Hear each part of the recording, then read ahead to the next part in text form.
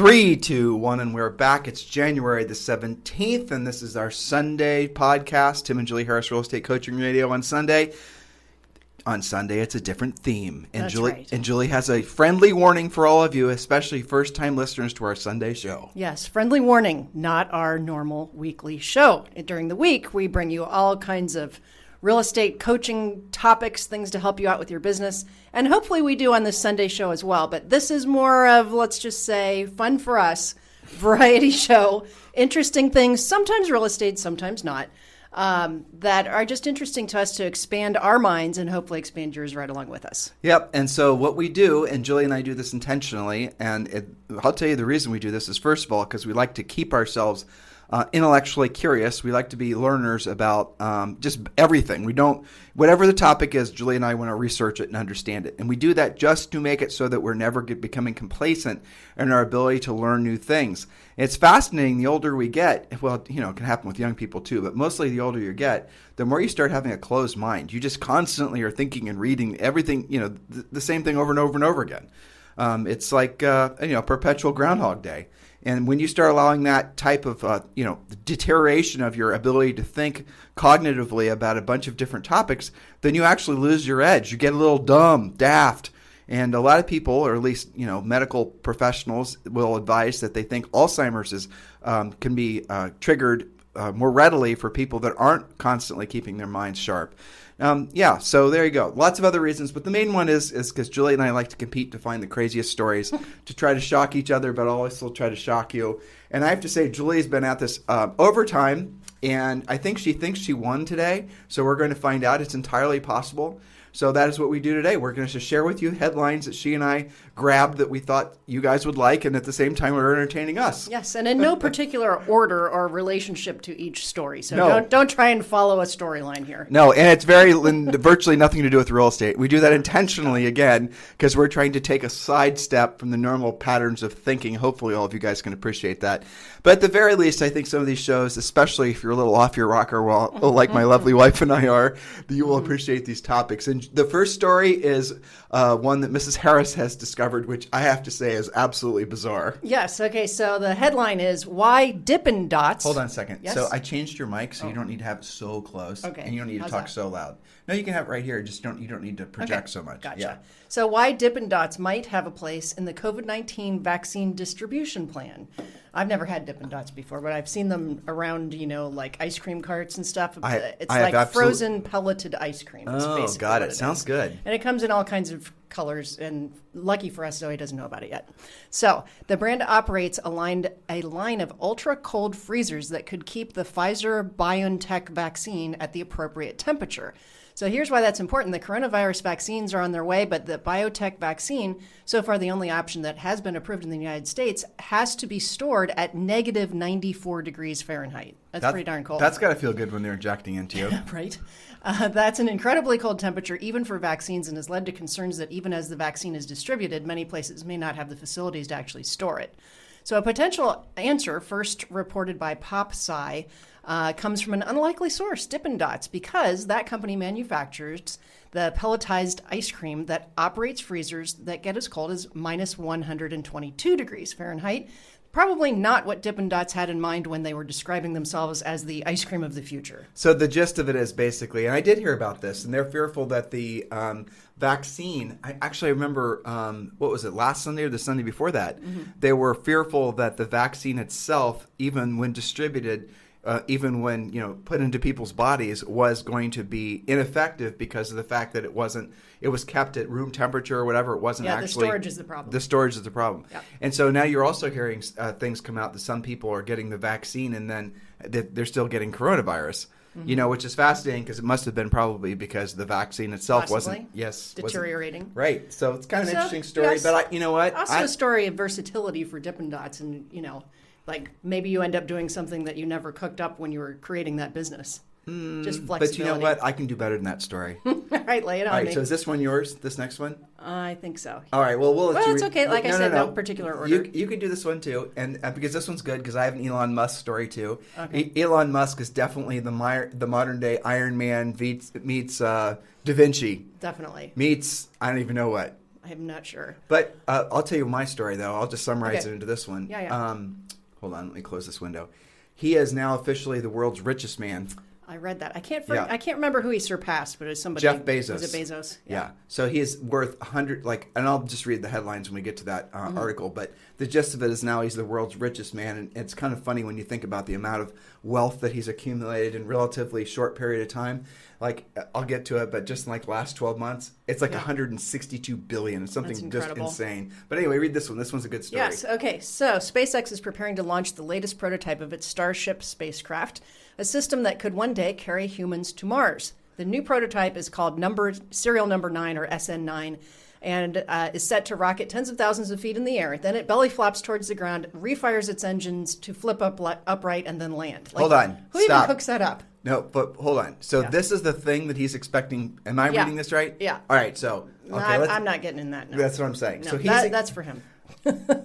I mean, that's literally what he's saying. So this is the spaceship that he thinks that people are going to get on while it's doing all this aerobatics going at ridiculously high speeds. Yeah. Huh, maybe it's not as smart as we thought he was. Well, the first one did crash and burn. So there's that. It's a good thing he has that much money because, he might have to go and make another one. They do have permission to launch SN9 as soon as Monday, and there will be live feeds. I think it's going to be on YouTube and stuff like that. So that might be an interesting thing just to see. Okay, so this is SN9, which we should assume there were 8 prior. Right. Okay, and you just told me one crashed and burned. Yeah. We're still missing. I think number 8 did. Different prototypes, I guess. We're still missing the whereabouts of 1 through 7. Yeah. Huh. So. Yeah, maybe not. I just thought it was an interesting thing to I don't think keep an eye on. It's funny when he was talking about going to Mars. Everyone, it's like all these, big thinker types. They always talk about going to Mars, and people are really, why? What the hell? Why are you wanting to go to Mars? Why is it that we're so focused on exploration of different, planets and all the rest of it? Why don't we just take care of the one we've got? Yeah. But really, what it is at the end of the day, it's an overpopulation problem. I mean, you can call it a problem if you'd like, but in essence, the fear ultimately isn't really even the environment or people with just doing stupid things. It's really the essence of it is that people are recreating themselves and making more babies and more humans, and eventually it's going to be a scarcity of land and resources problem. That's the gist behind most of these people wanting to explore. And I think it is interesting from an engineering standpoint that we can think this stuff up and make it work. My favorite quote from Elon about this was that he wants to die on Mars, just not on impact. So along those lines, though, this is fascinating to me. Elon in general is fascinating to me, but this whole space exploration thing, because really, if you think about it, other than the shuttles through the 80s, and there wasn't really any sort of exploration that was even going on. Yeah, and it sort of went and it's this sort of almost decades long. Ending of a trend. So in the 60s, it was going to the moon, and then we just sort of went. The Challenger crash kind of put the kibosh on that. That was in '85 when we were in high school. Right, but there were other crashes too, yeah. And I'm not sure that was the reason why. I just think people they stopped thinking big. They stopped focusing, into something that's truly extraordinary. Because you're like, for example, I didn't put the story up, but I was going to. But they're about to land, whoever the they is, right? About to land a satellite on an asteroid. Oh, that's. Right. Interesting. Now, why would you want to land a satellite on an asteroid? Because asteroids are going to have types of minerals and rocks and you can mine it basically, and so there's a lot of incredibly rare earth elements that you can find on asteroids that you can't find here on the planet Earth. Then those elements themselves are actually necessary to create the types of technology that's necessary to do some of these ridiculous things that people like Elon Musk can dream of. Yeah, I saw that asteroid story, and I thought it was interesting that. Because of what you said, the minerals and the different precious things that are on those, that you can actually, quote, put a valuation on an asteroid. Yeah, I know. Because I think the headline was worth whatever, 180 billion or something like that. I'm like, well, how do you come up with comps for that? Okay, so now this is a Tim story, so you guys are going to have to vote who basically comes with the best stories. Oh, I'm going to dust you on this one. All right. You didn't see this one. I didn't send it to you. Okay, you've got. Now, see, that's not. Yeah, I'm not playing fair. Oh no, I got that one too. I just had a different headline. Oh, all right. Well, go ahead and read it. That's okay. We can call it a draw. Ignore the fat, ugly man on the left side of your margin. Okay, so the CIA has released a large cache of files involving unidentified flying objects, otherwise known as UFOs. Let's see, and also known as Unidentified Aerial Phenomena, UAPs, following the Freedom of Information Act request by podcaster John Greenwald Jr. Greenwald operates a website called The Black Vault, where he has made those files available and searchable in PDF format.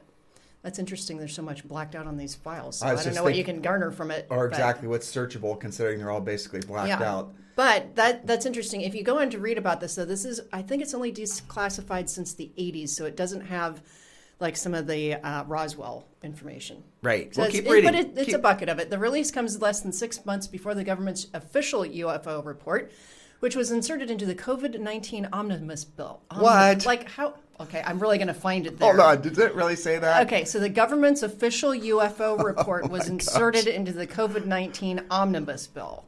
Okay, so that kind of makes you wonder even more what's in it, that they slid it into a COVID bill, right? Because nobody's going to look for it there. Around, let's see, includes reports that date back to the 80s, according to Greenwald, who scanned everything by hand in order to create searchable PDFs. Around 20 years ago, I had fought for years to get additional UFO records released from the CIA, he told Motherboard on an email. It was like pulling teeth. I went around and around with them to try and do so. Finally achieving it, I received a large box of a couple thousand pages, and I had to scan them in one page at a time.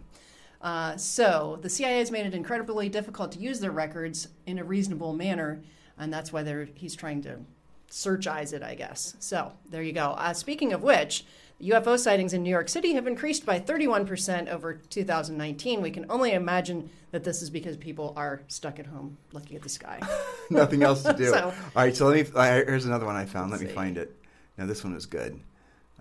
Okay, here you go. Yeah, that's a good one. Did you read this one too? I got partway through it. You did. You found that? I didn't send this to you. Yeah, you did. Oh, I did. Okay, this one's really interesting. Maybe I scanned it. So are we proving that what we told you at the start of today's podcast about the warning? We are validating that this is not a normal podcast for us, right? No, that's right. And hopefully we're not conspiracy theorists or we aren't watching alien movies or looking at the stars for strange lights. That Julie, we're not obsessing on this stuff. Julie claims she did see a UFO once. I totally saw a UFO. I think it was a kid playing with the drone because I saw the same thing. I don't think so. Anyway, Right, that's okay. Go ahead. The Milky Way is probably full of dead alien civilizations, say physicists. Humans have spent centuries wondering if there's other intelligent life among us in the galaxy and decades actively searching for it. It turns out the Milky Way may have once been full of bustling alien civilizations, but they're all dead now. That is the depressing finding of a new study published in the Air XIV database last month. The paper, which is a preprint and awaiting peer review, amounts to an update to the Drake equation, a probabilistic model used to estimate the number of extraterrestrial civilizations in the Milky Way. Do you remember the Drake equation? Do you know what it is? I remember watching a movie about that, but I couldn't. The essence of it is basically based on essentially the elements that they're able to identify that are making up some of the stars and the distant planets, because they could do that with different telescopes and whatnot. Mm-hmm. So they can surmise that there's enough possibility that there's essentially all life needs water. Right. And so they can figure out which planets had water or which planets have water. And then the Drake equation basically goes and says, well, if this percent has it in this, probability. Right, that's all it is. It's basically, but it's fascinating. Interesting, though. Yeah. Absolutely. Let's see where to start back up in here. Using modern astronomy and statistical modeling techniques, a team of physicists from the California Institute of Technology were able to identify different factors that would point to the potential existence of extraterrestrial life. Using research conducted in recent years, driven largely by discoveries made possible to the Hubble Space Telescope and the Kepler Space Telescope, the scientists were able to examine conditions within the galaxy that could result in alien civilizations. That includes factors like sun-like stars near Earth-like planets. That makes sense. That's what I just said, basically. Frequency of supernovas, things that are perhaps evidence of life or previous life. So basically, listeners, this is fascinating because there's only so many places, so many real planets on the solar system in our galaxy, right, where there could be possibility of life, because it's called Earth is considered to be like a Goldilocks planet. That's what it's referred to as by astronomers and physicists, because we're the perfect distance from the moon, we're the perfect distance from the sun. We don't have anything that's too close to us, and so we can, basically life can exist here. Well, if the same rules apply to life on other planets, which they're assuming it does, then you're looking at essentially only really a handful of places where there could possibly be other forms of life. Now, the theory, going back to Mars, ironically enough, was there used to be water on Mars and used to be life on Mars, and they're thinking that there actually might be existing life on Mars subterranean, so in the ground. Now, does that mean Elon wants to go mining for Martians? Probably. I mean, let's just be honest. Why not? Probably with the While help. you're there. Yeah, really. He's going to announce some new IPO for Martian mining. Nobody would be surprised. No, they'd be like, yeah, all right, so I'll buy some. It's probably going to go up. Right, exactly. We'll be trading in underground Martian soon. Exactly. Well, so that's But fascinating. it's interesting to follow this stuff. It's totally fascinating. And so you can go through here, but get to the gist of it because this is the hard. Remember, this article is basically about how they're believing there were alien, essentially civilizations or alien species. Okay. Yeah. So researchers found that the probability for intelligent life hit its highest point about 8 billion years after the Milky Way was formed, and about 13,000 light years from the center of the galaxy. The Earth occupies a space that's about 25,000 light years from that central point and didn't crop up until about 13.5 billion years after the Milky Way formed. That means humans came along pretty late in the game, missing out on that peak point for intelligent civilization. It also means that there may be other life behind us that's just getting started. That leaves open the potential for discovering intelligent life at some point, not just life that came before us. The research suggests that those civilizations that may have gained their smarts billions of years before we were even a twinkle in the eye of the universe probably destroyed themselves long ago. The model suggests that over time, the probability for intelligent life to completely eradicate itself increases the longer it's around. Hard to say what exactly doomed those civilizations, but one doesn't have to look too far from our own circumstances to imagine all that. Yeah, I can see where it's going with that. Yeah, they get political really quick. But that's the gist of it, and I think that's kind of fascinating. Yeah. But it's a theory. These are all just interesting theories. And again, how are you feeling listening to what Julie and I are talking about, and especially if you're a normal listener listening to what we normally talk about? Because the whole thing is it expands your thinking. It sort of takes you out of, at least when Julie and I are sharing these stories with each other, it takes you out of your normal pattern of thinking. It forces you to think bigger. It forces you to realize that maybe as much as your challenges and problems are. That one and that one. Okay, but there's another one in here where I'm trying to find it, where it was actually talking about actual alien spaceships. So we can stay on this alien theme, so really scare off any people that were on the fence about listening to us. This will knock them out. This might be it, but I'll share the other one in a second. But go ahead. Okay, is there a UFO in Cape Hatteras? Viral video sparks debate of mysterious flying object. It is Alien Day, isn't it? Okay, so days before the CIA released... Well, let's hover there. Okay. So this only makes sense. Mm-hmm. You and I theorized, right? We did in the spring of 2020 that there was actually it was April, May, somewhere in there, that there was going to be a year full of craziness. And you and I actually made a list, and a lot of the things that actually happened weren't even on our list. We weren't creative enough. For example, flying freaking snakes or whatever the hell it was. We did a story on Sunday show. Right. But like the one thing that we didn't quite get to on our list, aliens. So and now we're getting caught up. We're seeing more alien stories come out. And yes, granted, we do search for these just for the fun of searching for them. But it is funny to me that you're seeing essentially more and more information. Yeah. Almost like it's current information. This isn't like digging up the old stuff, right? So the theory is, and this is getting on the head of our skis and really probably scaring some of you off as I say this, but the theory is that essentially the CIA and whatnot knows that there's alien civilizations, know that they've been visiting us, trying to basically keep the information from going public, and now they're going to, through these alternative news channels, most of which is where we got this information, they're going to start leaking out this information to prepare people for the announcement. And it was fascinating that the Pope, I think it was the modern Pope or the Pope prior, he actually said as much as and essentially say that, probably we're going to discover that there's aliens visiting us. I mean, the Pope said that. I know. It was nuts, right? Well, he probably knows something. Well, I would guess in one of those Illuminati meetings where those people go to. That's where it all comes out. I don't know. I mean, Illuminati mastermind. That's where it happens. Oh, man, we need to do that. There's an idea in there somewhere. Okay, so according to the regional newspaper, the News and Observer, photographer Wes Snyder captures what appears to be a mysterious object in the night sky. Yeah, the object was visible for just under 3 minutes total, so I doubt it's a meteor or a shooting star, as those typically only last a few seconds, Snyder posted on YouTube. And it is a pretty impressive video, I have to say. Judging by the video, the object appears to have corners. Here's the full video. That's on. You can probably find you can find it on YouTube. The title of the video on YouTube is "What is flying? What is this flying object?" ? So you guys can find it yourselves. He spent a night at Cape Hatteras Lighthouse shooting time-lapse photos to create an upcoming video. While I was looking through my footage, I realized there was something in the video that I could not explain. He wrote on Facebook, "It's much larger than your typical plane appears and is moving way faster than clouds." Yeah. So, I mean, you can keep on reading the details, but that's the gist of it. All right. So the other story was, do you remember, this was from earlier last year, and I don't think I saved it, unfortunately, but I'll give you the gist of it. So do you remember that story about that long, it was like cigar-shaped UFO that was kind of tumbling over? We kind of made fun of it on this Sunday podcast. Well, now there's physicists that have, in essence, have come out and concluded in their professional opinions that absolutely was an intergalactical spaceship. wow. And that they've had all this time to explore and study what was its propulsion.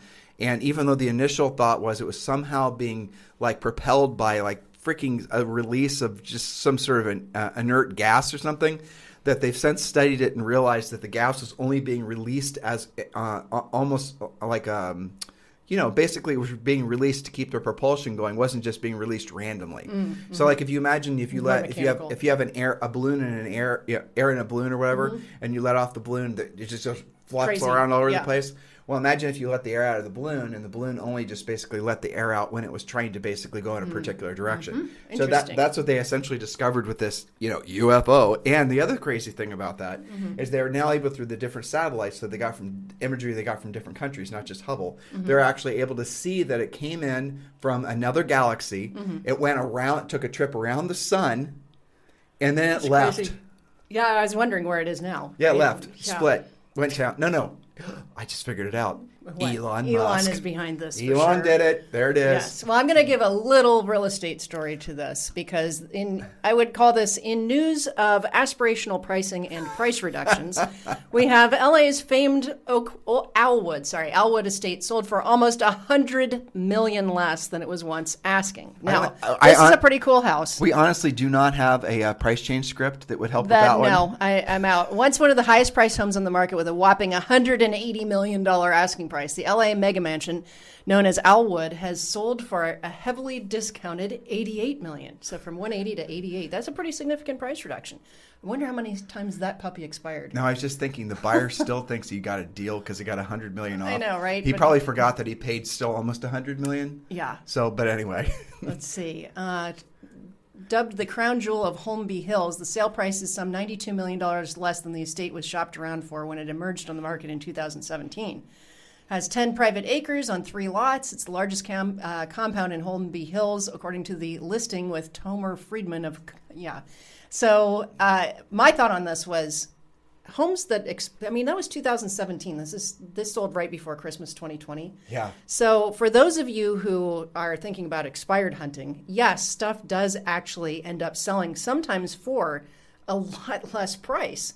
That's what I thought when I looked it up. Well, also another good point here is that it was an older expired, and wouldn't it have been hilarious if the guy actually got that listing from hunting expireds? Seriously. I bet he did. I bet he did too. Yeah, I mean, that would be, can you imagine? He's, sitting down to make his expired calls in the morning. You see that on the hot sheet? Well, I mean, it's one of the things we teach our coaching clients is when you're calling expireds, the last thing you do is you don't look at the price. No. Yeah, because if you look at the price, you're going to freak yourself out.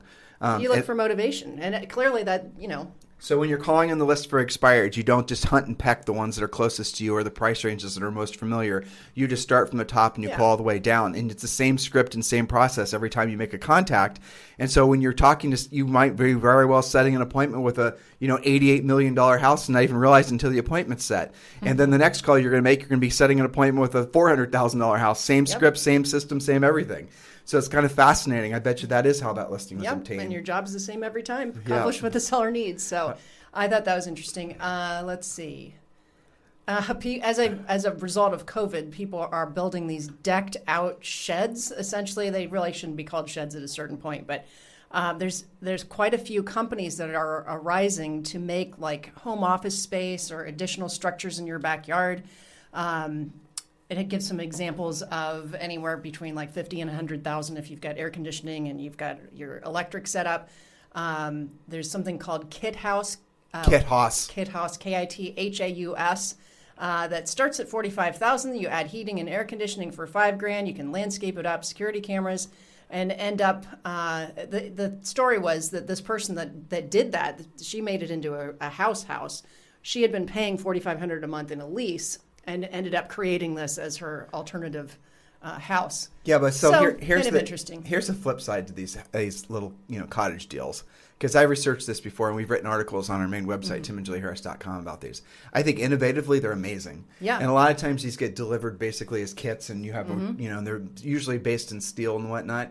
But they are incredibly expensive cost per square foot. Oh yeah. Yeah. If you figure out the cost per square foot, because they're not very big. Right, she's talking about like the base cost. I bet you she's got $100,000 in that thing. She does. If she does, oh, there you go. I didn't read it. And then how many square feet is it? I don't know if it said that.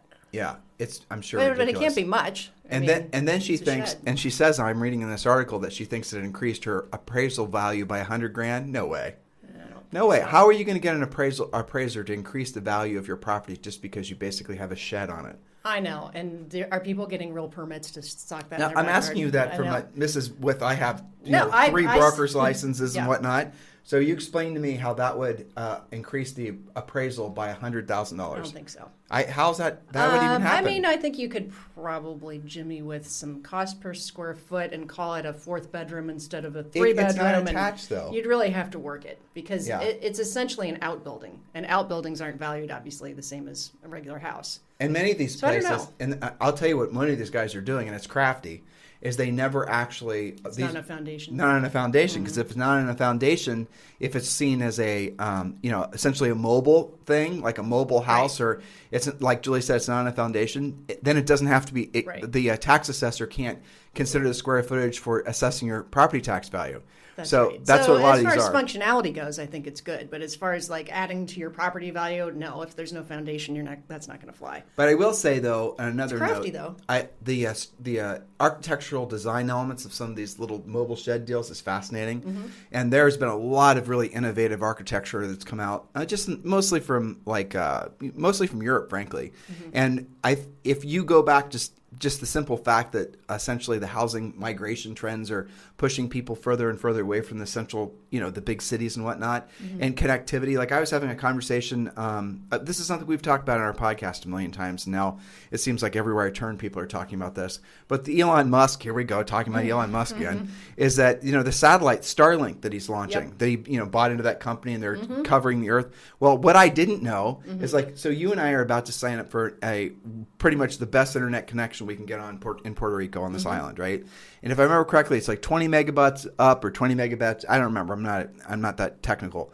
But I was explaining about this AeroNet service to somebody, and he said, "Do you realize that Starlink is 100 up and 100 down?" Wow. And so, they want to charge us, and that's worldwide too, right? Right. Well, they're going to start in the United States, and they want to charge us $500 a month. And Elon's technology said it's free. Basically, he's going to try to provide it free, especially for the impoverished parts of planet Earth. That's amazing. Well, so expand on that just for a second, right? So if you all of a sudden have essentially everyone on planet Earth getting access to the internet, getting at a access high speed, at a high speed, right? Well, what is that? What changes? What doesn't change? Exactly. Everything changes. Yeah. Right. Well, I mean, we're in the housing space. What does it do to housing? You can live anywhere, anytime, do anything you feel like. You can. And furthermore, you and I are fascinated with the Apple Glass, and supposedly those are going to get announced this year. And if that actually is half of what I've been reading, that's going to revolutionize everything. Yeah. Well, combine all of these factors. And, I could see like remote places that you never even think of living getting civilized and developed and, taken seriously. Well, I mean, you and I, when we were living in Nevada, one of the most beautiful places I've ever been to was has the worst name ever, Death Valley. Right. But that was bad marketing. I mean, don't go there in the summer. No, bad. We went there in the winter, and it was... It was like driving on the moon or something. It was really a very different extraordinary. landscape. Yeah. But now that was a national park, but there are tons of places, like just staying in Nevada for a second, you've got Vegas and you have Reno, but there is a whole hell of a lot of Nevada in between those two areas.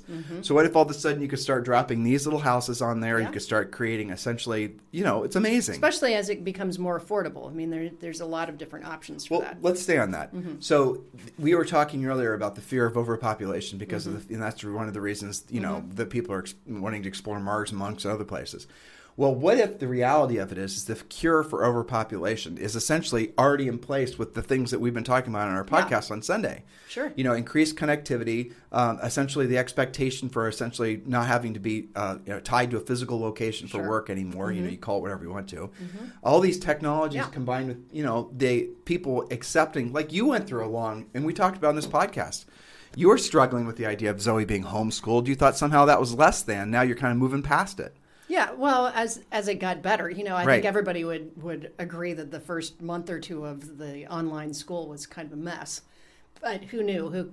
And so, I think I could see that. And, you talk about overpopulation, and I think all of that is probably a real thing until I always have the same feeling when we're flying someplace. Let's talk about that for a second. And we fly, like you fly into Las Vegas and it's like all congested in one little hill. But this is what I'm talking about. Yeah. So I'm not sure if the overpopulation thing is relevant with the advent of this type of technology. Yeah. Because if you now can populate spread people out. Right, exactly. Yeah. And now that societally and culturally that's going to be something that people are okay with because of the technology and how COVID changed expectations. And all of a sudden you're not necessarily dealing with these densely populated or overpopulated areas. But I'll tell you something else was interesting I came across.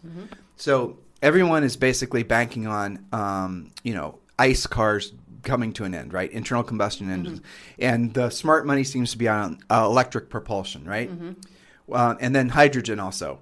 So are either one of those things really, how would it actually happen where people all of a sudden got rid of their ICE cars, gas cars, diesels, and all the rest of it, and then replaced them with electric? Think about what would have to happen. It's extraordinary.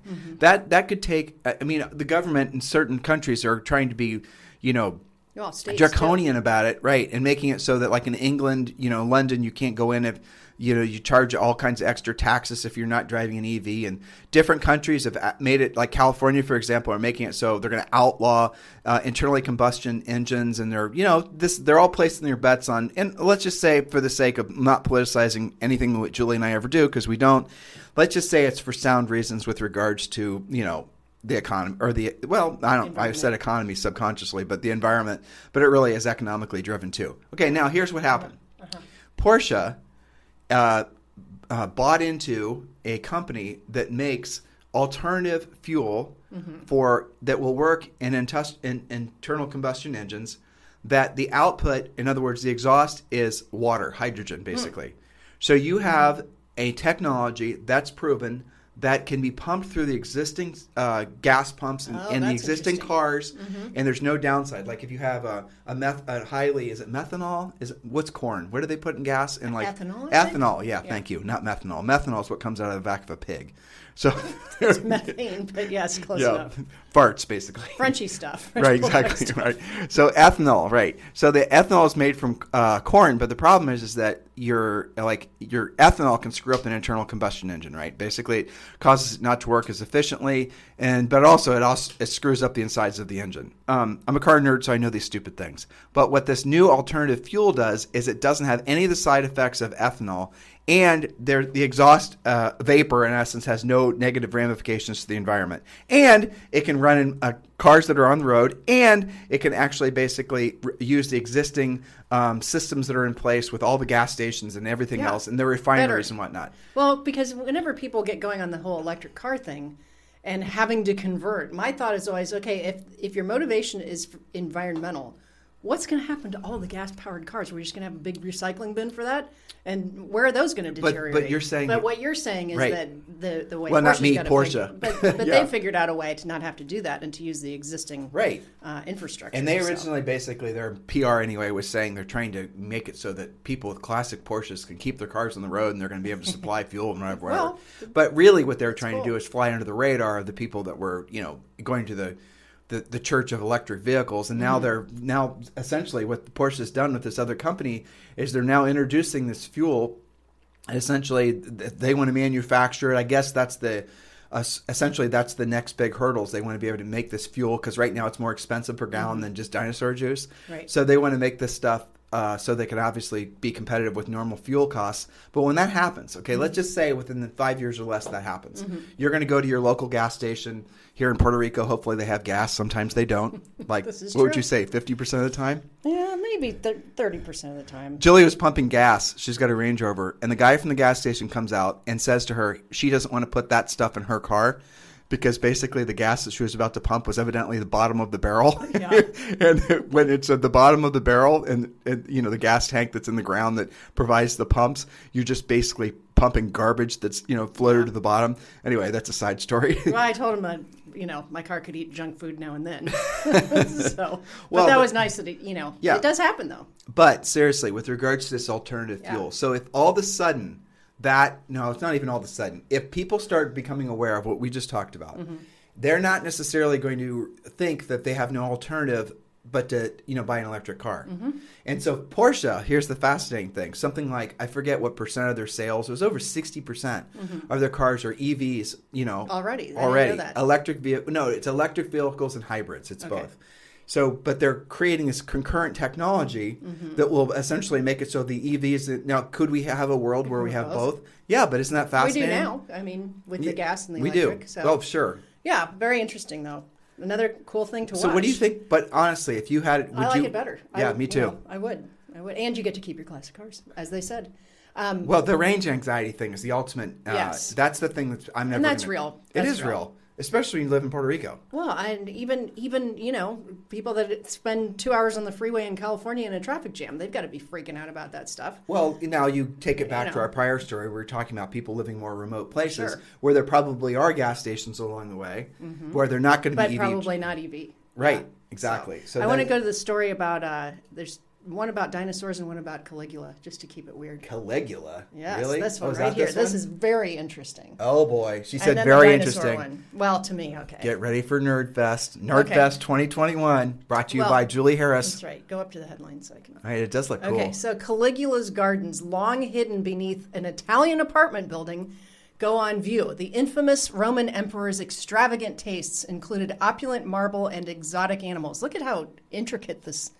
That's a marble floor.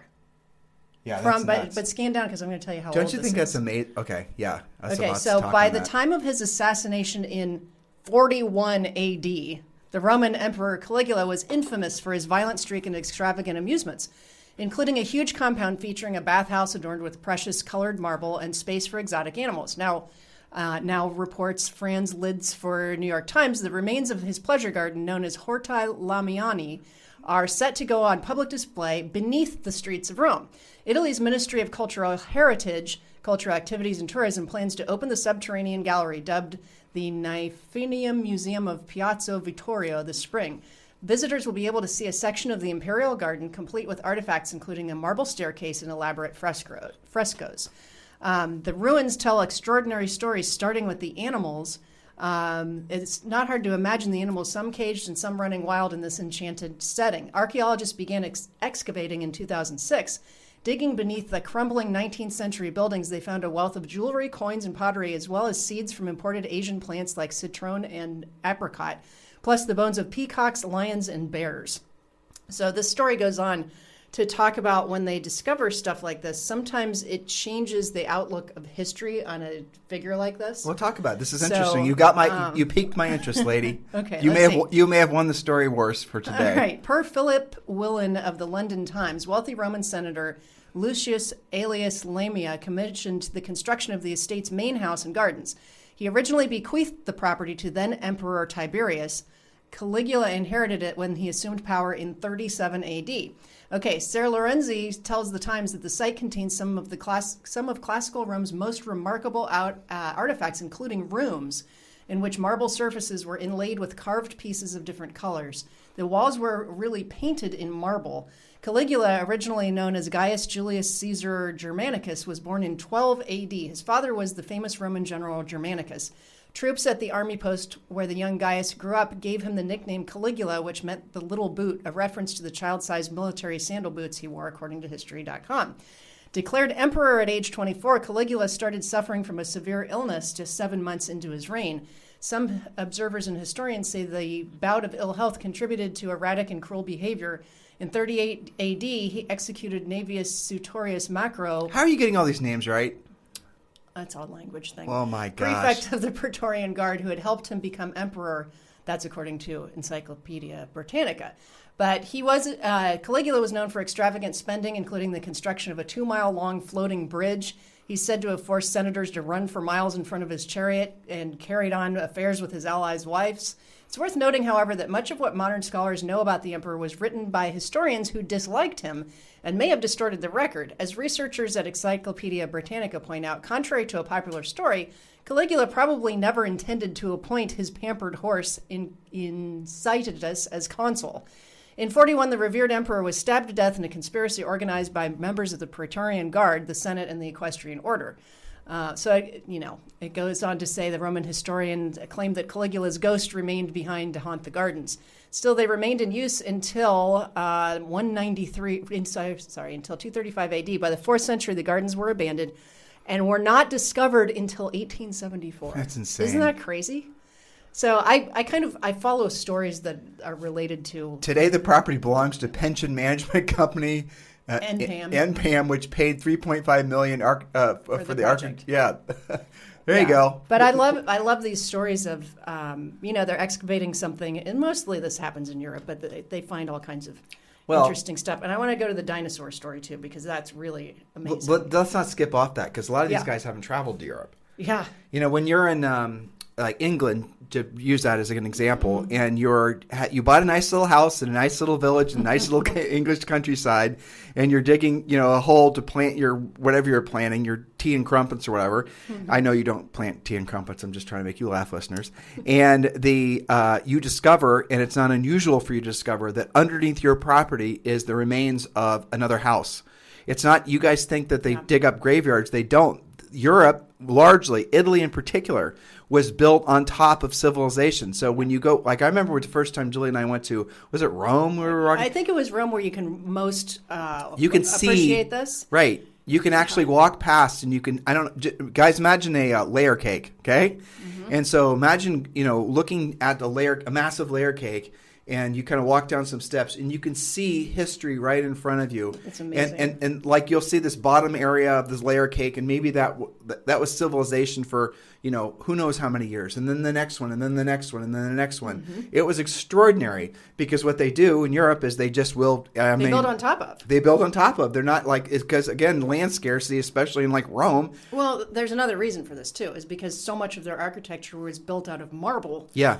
That's kind of hard to recycle. It's kind of hard to move, so you just go on top of. And the other weird thing, when we were in Italy, it wasn't unusual for you to be walking past a building. There's a lawn out there, and there's a giant foot from some ancient statue. And it was just like the sandal, right? And nobody had ever moved it. Nope. It's just amazing. So I thought the Caligula thing was... And a lot of times those towns were buried over because they had disease.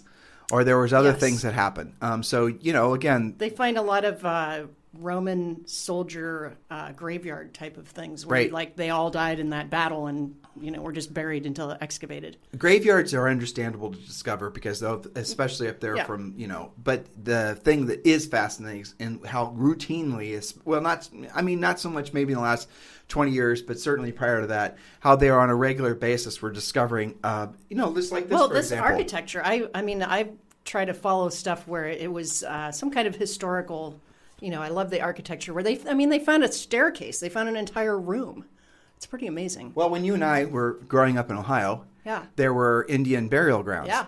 And they still don't know why those were formed. And they're essentially those types of burial grounds. They look like serpent mounds. Right, the serpent mounds and things like that. Yeah. You guys should Google that. It's really fascinating. It's very fascinating. And they're massive. You can, they're seen mostly from space. But there's this, what is it, through Ohio, southern Ohio, isn't it? I think it's southern. I have to look it up to be sure. And where we grew up, do you remember how when you were in elementary school, they took you on a field day? Where was that? That was in Clintonville it was out in Dublin or something. Yeah, I can't remember. There was this big, huge, it looked like a massive, pyramid where all the edges have been worn down.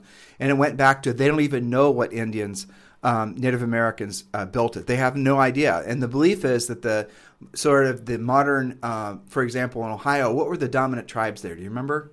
Kiowa was one of them. Yeah, that's true. Well, whatever they were, Yeah. that the tribes discovered the mounds themselves, and that the tribes that we associate with being Native Americans didn't make the mounds. The mounds were made before they were there. Them. Yeah. Isn't that fascinating? Like they didn't know what it was either, probably. Exactly. And we were taught that those things were burial grounds, that there were bodies and whatnot of your great priest from whoever. Yeah. But they since had done, and do you remember for a long time they weren't allowed to actually do any sort of, but then they have gone in there and they have how would you? I don't know whether you.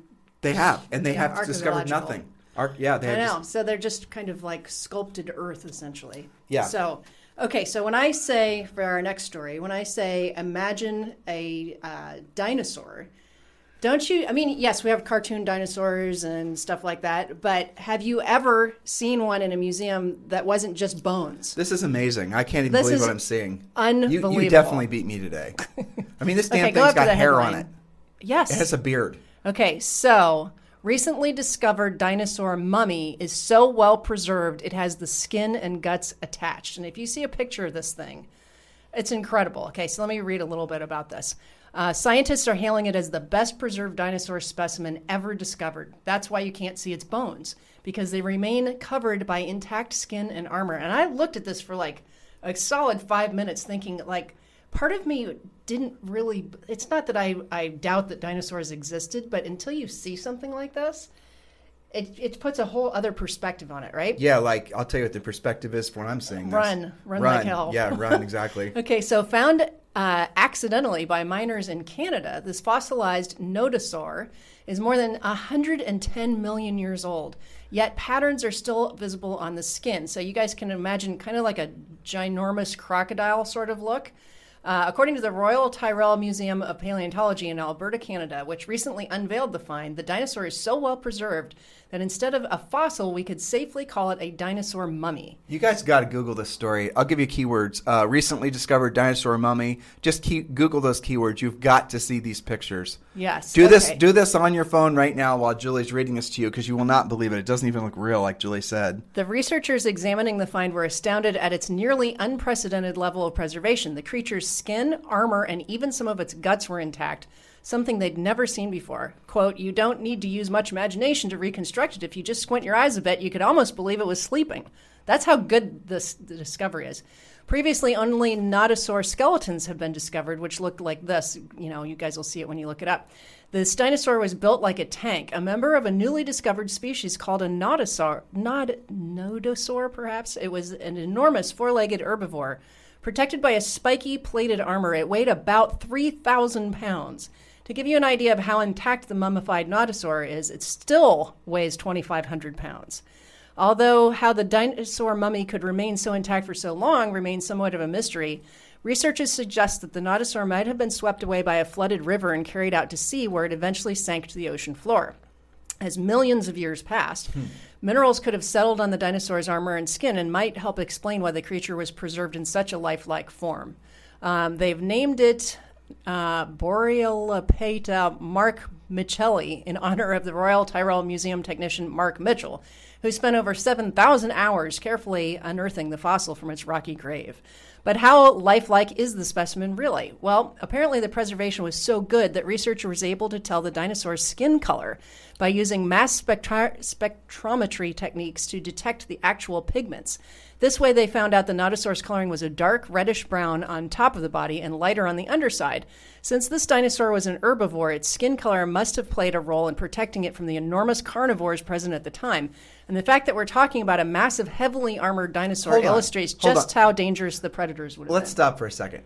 So this damn thing is an herbivore. Yeah. This eats plants, and it looks like this? It's to protect it from what was bigger than it. Oh, my God. Right? I mean, that's like a prehistoric cow, basically. Seriously. Even more, 3,000 pounds, and Yeah, but look at this thing. it's spiked. It I is. wouldn't mess with it. I would, no. Although we have seen some iguanas that maybe would give it a run for its money Yeah, here. definitely. But yeah, I mean, it just like I've never, you've seen renderings and drawings and, stuff in science books, but this is the real deal. So just amazing. The dinosaur mummy is unique that it was preserved in 3 dimensions with the original shape of the animal retained. So this wasn't like, if you imagine, the typical fossil that's flattened in a rock. The dude said it right. And It's looks three like dimensions. it looks like you're looking at something that's really ugly and really scary taking a nap. Yeah. In essence, it like has. very Game of Thrones looking. It kind of reminds me of those dragons. Dragons, yeah, exactly. Well, that is exactly what it looks like, actually. Yeah. We'll have to take how do they know it's that. not a dragon? I don't know. Right, it's a dragon. Maybe it doesn't have wings. All right, so let's see if we got any other stories to share with these guys. I thought I had Those were some of my best ones. I won't read that one. Here's a story. I'll just scan some of the other headlines I pulled out. Let's see. You like that one. We talked about...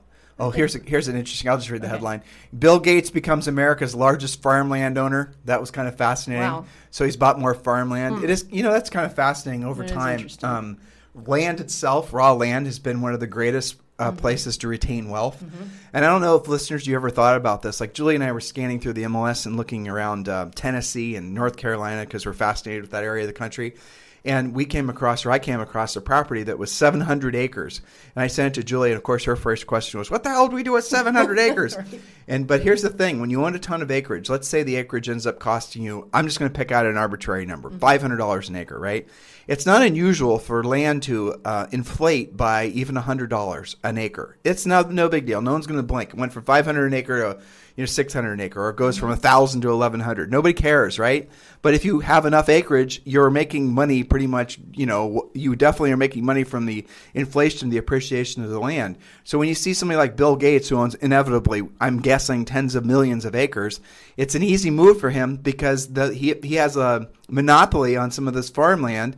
And, you want to go buy farmland, and it turns out Bill Gates owns it. Well, he knows he owns all the adjacent land, all the surrounding land. He is the comp.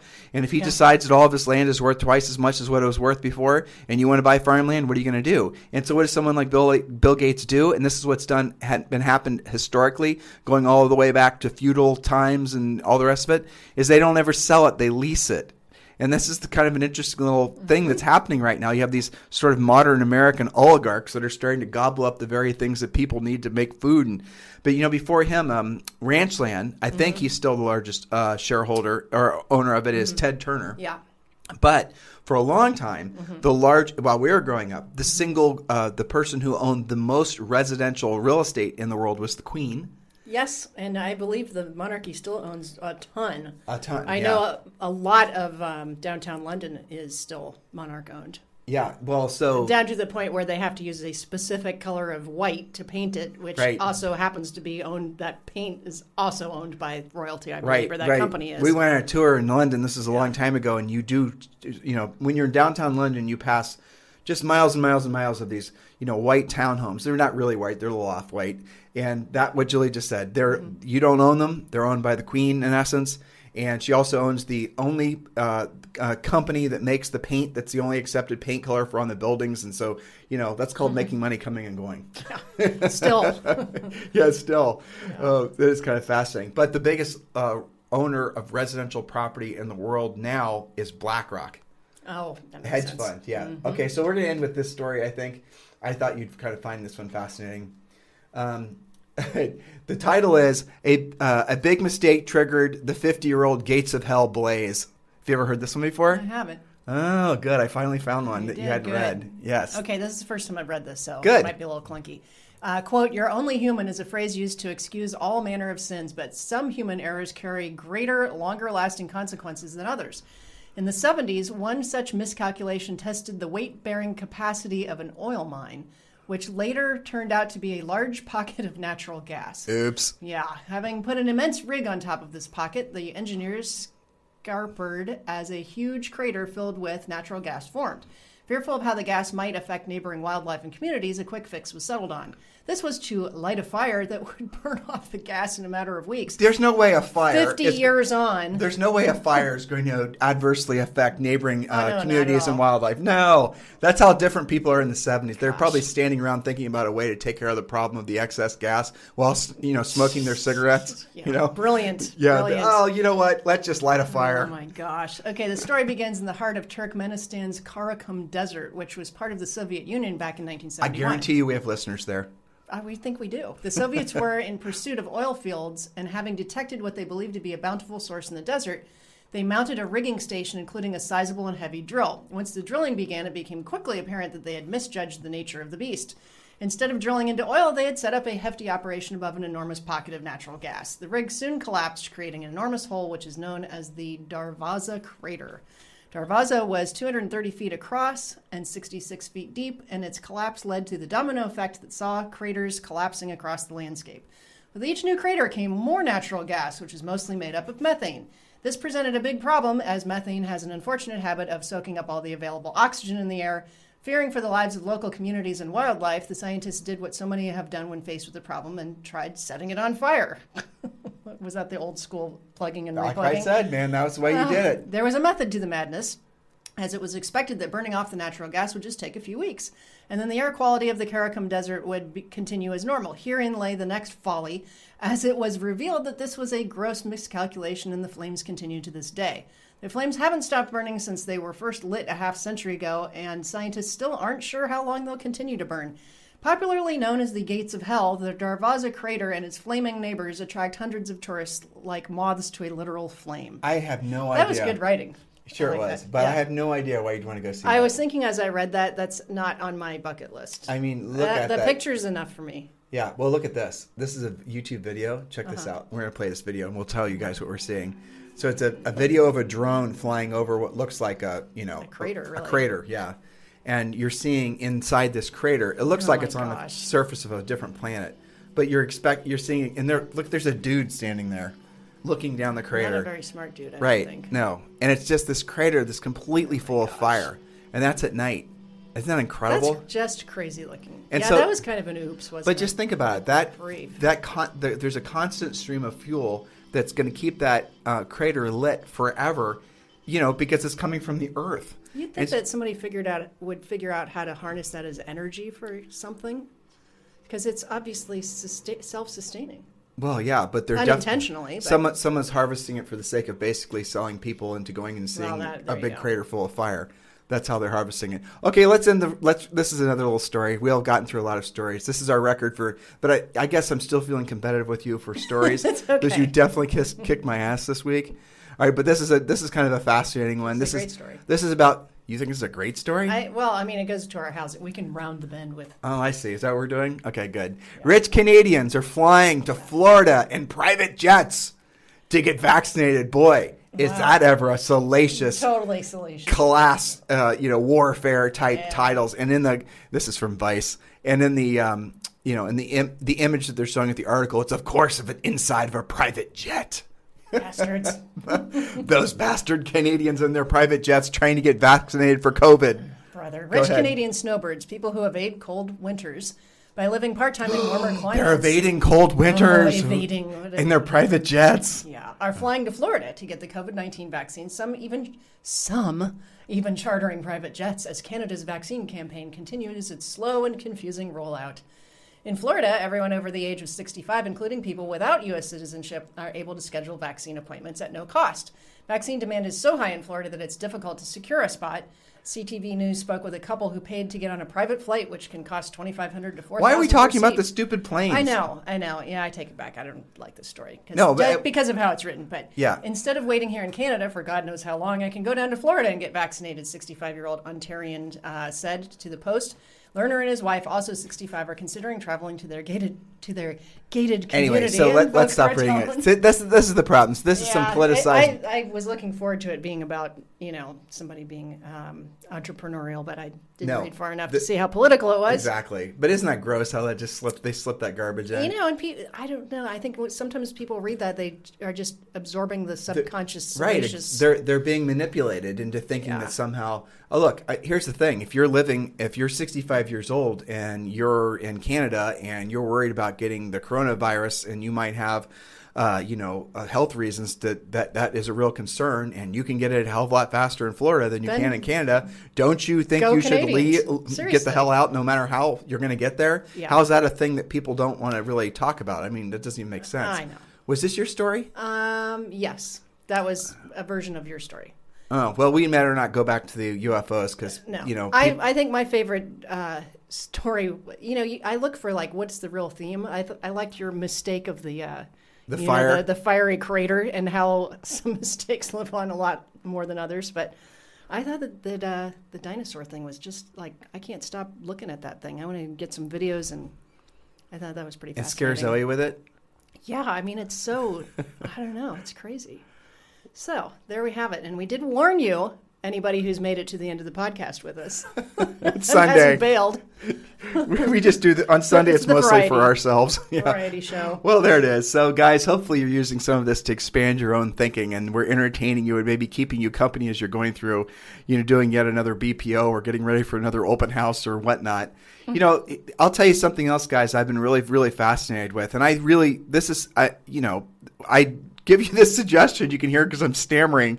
With some apprehension, but I strongly encourage all of you guys who have iPhones, you guys should download the Clubhouse app. I've been playing around with this for maybe 7 days and just sort of understanding how this technology could be something that was something to pay attention to. And I was looking for reasons not to think it was that, and I am convinced that it is. And now what am I talking about? This Clubhouse app. And some people, Clubhouse, unfortunately, there's more than one app called Clubhouse. But this one's got a picture of a guy with some really great hair that's holding a guitar. So when you're looking at the little favicon or avatar for the app, that's the one to look out for. It's called Clubhouse. It's only available on iPhones. It's still in beta, so you can't, get it.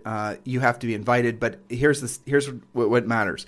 You need to go to the App Store right now, and you need to download it and then set up a profile for yourself and get your name. Because what's happening is, even if you don't have access to it, you're going to reserve your name. You desperately and definitely want to do that. Personally, so Julie and I were early users of Facebook. We were early users of, every possible technology. Twitter. We had a Twitter account, and actually someone told me to set up a Twitter account, and I set it up. I don't even know what I was doing, Mm-hmm. But these are all things that when these technologies come around the bend, there's something that, like, you never know whether it's going to be something worth investing in or not. And this Clubhouse thing is like nothing I've ever seen before. Because what it is, it's I don't even know how to describe it. The visualization I'll give all of you is you're walking down a corridor, let's say, and you're essentially passing doors, and each door is labeled with the topic of the conversation that's happening inside that door. So you could open the door and you could walk in there, and there would be conversations going on. It could be 5 people, it could be 500 people. I've seen a couple of these rooms where there was like 1,000 people or 2,000 people, and they're not all talking at once. There's moderators. Even the amateurist ones, frankly, I thought have been run pretty efficiently. So you'll have maybe 4 to 6 moderators, and the moderators are having a conversation. Sometimes it's an organized presentation. Other times it's just a free-flowing conversation about whatever the topic is. And obviously I'm paying attention to the business and real estate conversations. And a lot of it's, Mickey Mouse malarkey, and people are saying a lot of the same things, but that's normal, right? But what's fascinating, again, is then you can go and listen into these conversations. You can ascertain whether the people are worth listening to or not. But then the number of people that some of these rooms are accumulating in the audience just to listen to what they're bantering on about is extraordinary. And so from a marketer's perspective, which some of you guys will appreciate, what Clubhouse is able to do is able to not just, you can go there with 2 clicks once you've got access to the app, and you can set up a room and you can start a conversation about anything. And then you can go invite other people that you might not even know on Clubhouse to be moderators. Like Grant Cardone, I've seen he's a moderator of a ton of these things, and people keep on asking him because he's got a whole bunch of people following him on Clubhouse. So when, if Julie and I were to do one today on real estate investing or whatever, and we were to invite Grant Cardone, so he's now moderating this thing with us. So his 25,000 people or whatever then get invited and being notified that Grant's doing a Clubhouse on investing in real estate. And then a lot of those people then start following us. And now if you have 6 Grant Cardones that you're going, and God, that's a scary thought. But if you had 6 Grant Cardones that were all moderating with you, and they have big audiences as well, and then you're starting a topic and all these other moderators are there, all their people are going to be invited to go, and then a lot of them are going to show up. Now you've got this audience that could be hundreds, if not thousands of people to talk about whatever the hell you want to talk about. Now, from a marketing perspective, that's extraordinary. I've not seen anything like this before. And it's not here. It's interesting, the rules they've set in place. It's audio only. There are no visuals. Right? It's not like Instagram where you can throw up pictures and whatnot. So it's not Instagram. It's not textual like virtually everything else has been. It's audio only. And once the conversation is over, it's not recorded. Now, I don't know what prevents you from recording it externally, but I think it's a violation of their terms of service. But once the conversation is over, the conversation is gone. So you listen to it live and there are no replays. just like as if you were walking down that corridor and you're going from one room to the next, and you want to listen to a little bit of this, and then you get bored of that conversation, you go and listen to another one. And if you're in the audience and you've got a question or you want to contribute something, you raise your hand, and then maybe the moderators choose to have you go up on stage and you ask your question or add to whatever they were saying, that kind of thing.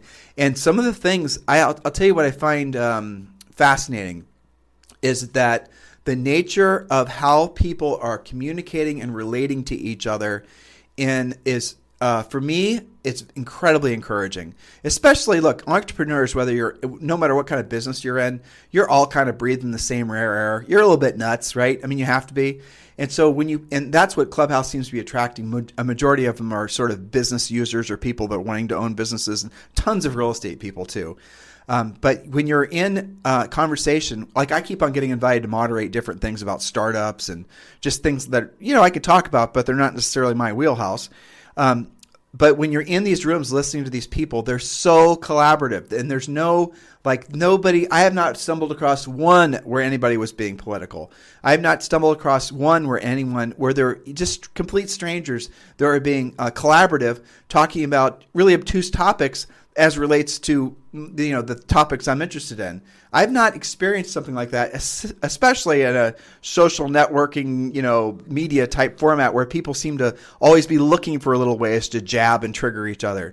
So this Clubhouse app, I don't know what it's going to evolve into, but I was telling our private coaching clients about it last week.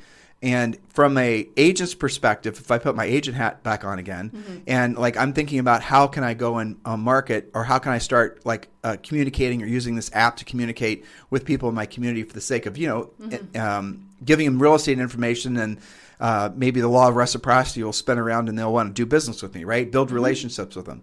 And so if I wanted to do that in the past, you're going to have to do direct mail. You're going to have to do things like that. You're going to have to spend money, right? Or you're going to start a podcast. Right. And podcasting is great too, obviously. But for us, the podcasting, you're not going to have how many people are actually what's the available audience for what you're going to talk about? So Julie and I's available audience, if we expand outside the United States, is millions of people, right? Because there's millions of real estate people across planet Earth. That's our available audience. But in the scheme of things, that's tiny. So if you have for example, with podcasting, you have whatever your topic is, that immediately is going to limit who's going to listen to you. And then there's a number of people that are actually going to take the time to listen to a podcast. Everyone talks about podcasts, but if you look at the how many people are actually listening to podcasts on a regular basis, it's tiny. But I know why, because you have to download it. It's essentially you're listening to usually a conversation between 2 or 4 people or whatever. But in this Clubhouse app, because of the fact that it's so much more interactive and because there's conversations it's much more collaborative. Yes, it's interesting, and I think it's for me. I can see from a lead generation perspective, I can see how it's a home run.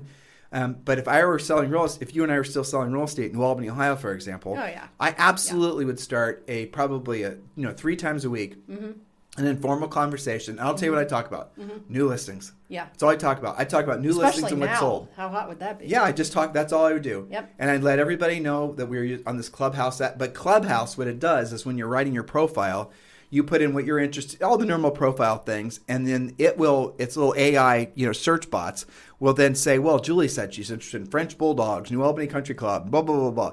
And so every time... it'll find me. You don't have to find me. That's what I'm trying to say. And you don't have to buy me as a potential lead or as a potential listener. Right. It's very... They're doing it for free. All you have to do is the content. Right. They're creating audience for you. Yeah, I think that's very cool. But so if you do this, just remember the little hacks I've discovered so far. Number one is that you have to set up a really good profile. When you're on, just look at Julie and I's, because I've tweaked it a few times. Ours is Tim and Julie space Harris.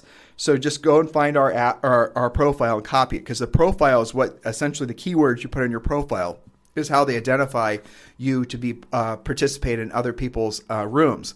Now, here's the other thing. When you ask questions, you get some sort of elevated level of status inside the app, and they give you more attention, basically. But if you moderate something, if you're actually you start your own room, then that's the highest level of attrition, or what's the word? Sounds like attrition.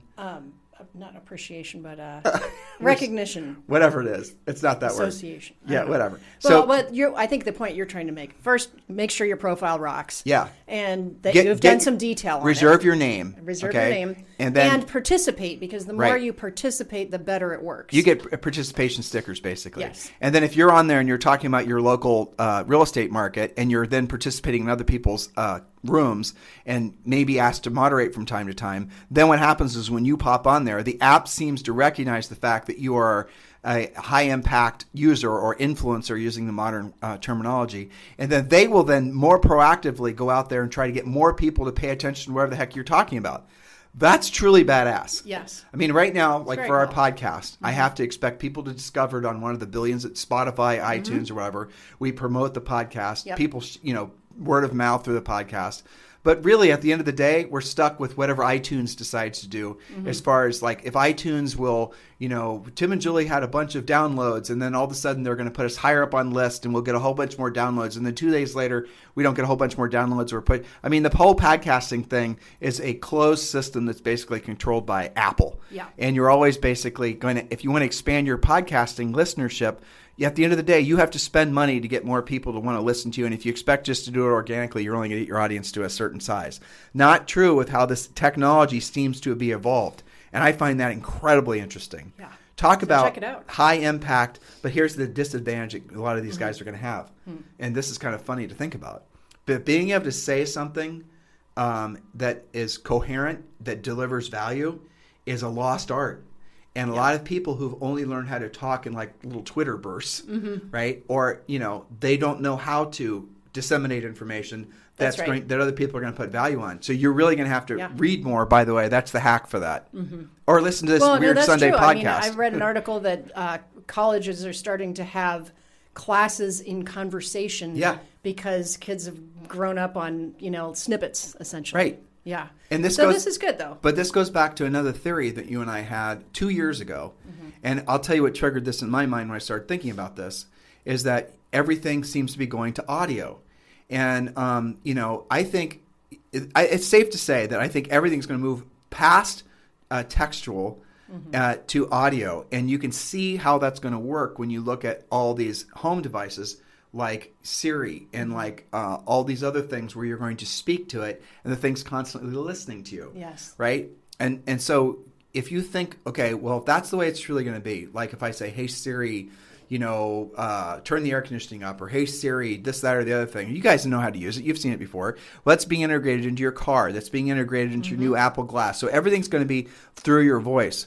So also text, as in SMS text, that's all going to move towards audio as well. So you are going to have a choice, obviously. Do you want to send an audio message, which you can do now, which very rarely do people do, or do you want to send, an ordinary, words-based textual message? I can see how there's going to be essentially a move towards people having to learn how to communicate through their voices, and how that's going to give an advantage to the people that have invested in essentially being good wordsmiths. Yeah, well, I think you make an excellent point, which is read more. Yeah. And it's funny because our articles today that we went through were from a lot of different resources, right? Yep. And look at the variety in how they were written. A couple of them were really well written, and a couple of them were a little bit clunky, and I can see maybe somebody went through to use some more, salacious words. But, right.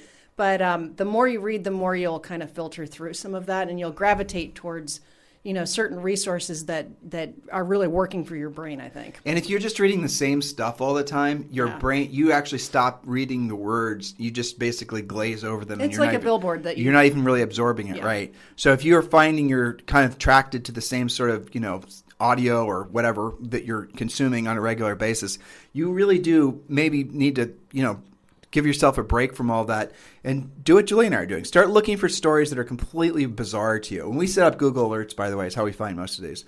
But start reading things that are completely contrary to your opinion.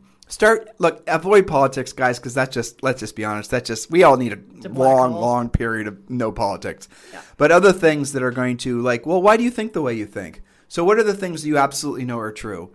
And okay, write those things down, and let's assume that most of those things that you believe are true are true. But why don't you challenge every single one of them? Why don't you go through every single thing that you think is true, and why don't you read the counter-prevailing facts or opinions on that particular opinion that you hold dear, and just for no other reason than to reaffirm that your perspective on whatever that is based on modern facts. And this isn't politics. I'm just saying in life. I mean, maybe nutritionally you're thinking of a certain, way of whatever, right? Everything is fascinating, I think. And if you're constantly keeping your brain challenged and going in different directions, this goes back to a podcast in my mind that we did a long time ago. The gal had been in a bad accident, and she had to relearn how to write and walk and talk, the whole thing. I don't remember. This is probably a long damn time ago. Actually, this was pre-podcast. This is back when it was just a webinar that I did on Friday. And I remember one of the exercises that she said, she was coaching people to how to sort of get more brain elasticity, right? Which is what we're talking about. And she was talking about, so like you can, I forget, it was tread water one way, right? And she said, try to tread water the opposite way, right? And we had that little pool when we lived in Texas. And I actually tried to do that. Yeah. And it is freaking hard. Yeah. Because I know how to tread water just like, I'm showing Julie how I tread water. But if you try to do it backwards. Right? It's really difficult. And it's like, wow, what the hell is that? It's lack of brain elasticity. Your brain is sort of pre-programmed to do one thing one way. But then when you go back and you do it the other way, I mean, this might be, made up, but I did after I started doing that. You did it too.